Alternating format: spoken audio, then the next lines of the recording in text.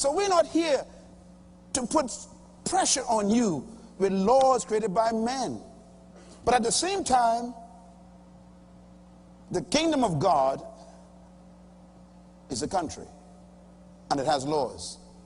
And like any country, you got to obey laws to live in that society. Let's read the words of Jesus. Right across the page, Matthew chapter 5. Jesus said these words, "Do not think that I have come to destroy the law." Now, why does he say this? Because here he is preaching a message of a kingdom, and he knew that the Pharisees and Sadducees and those religious leaders would attack him on the issue of law. They'd say, "Oh, are you telling us that we can just live loose and don't obey God?" And matter of fact, many times they would bring up Moses and say, "Moses' laws, are you telling people to break Moses' laws?"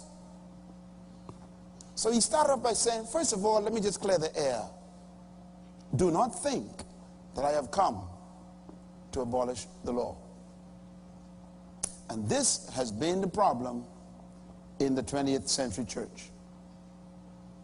We have gone to the extreme where we have become so graceful, we are lawless.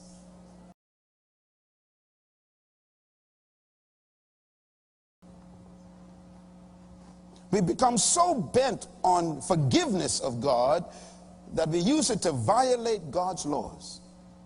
Oh, I'll be forgiven tomorrow, so I'll sin now. That's what we say.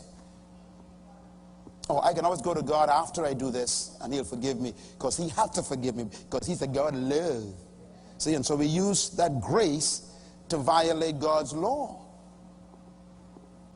Christ says, look, let's just clear the air. By the way, this is the beginning of his ministry. He begins it by saying, look, the kingdom of God is here, and it doesn't come to destroy law.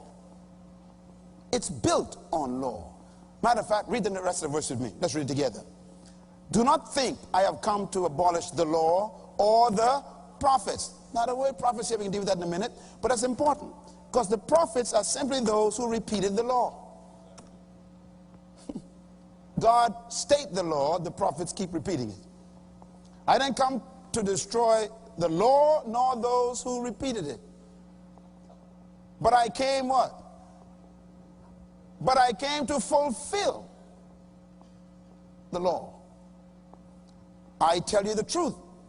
Until heaven and earth disappears, not the smallest letter, nor the least stroke of a pen in the law will by any means disappear from the law until everything is accomplished.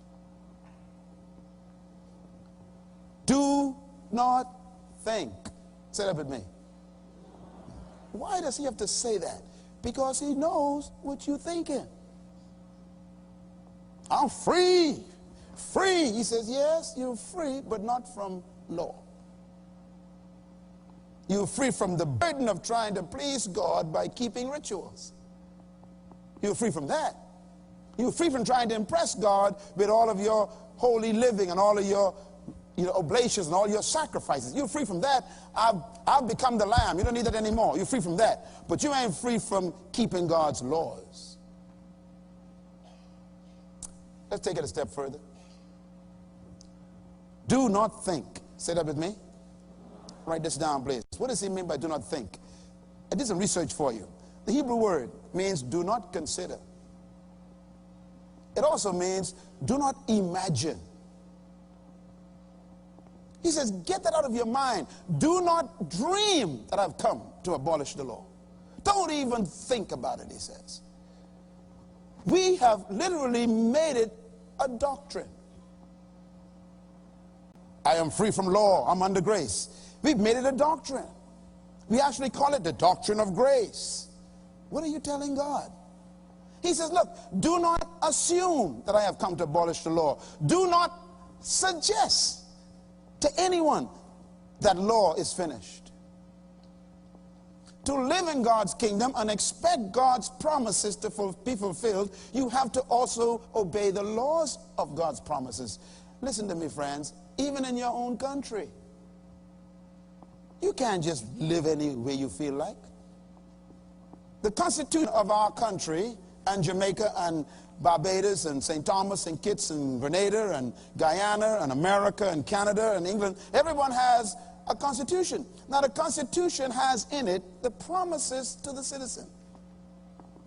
A constitution is actually the aspirations of the people constituted in a document, and in that document are all the promises made to the citizens that are their rights. Now, in order for you to get your rights, it also constitutes the laws by which the citizen will live, so the citizen could demand the promises in their constitution. In other words, the condition for receiving what's promised in the Constitution is you must be a law-abiding citizen. You murder someone in the Bahamas, we take you out of society and put you in a little cell. Why? You can no longer live in the environment where you can experience the promises of our Constitution.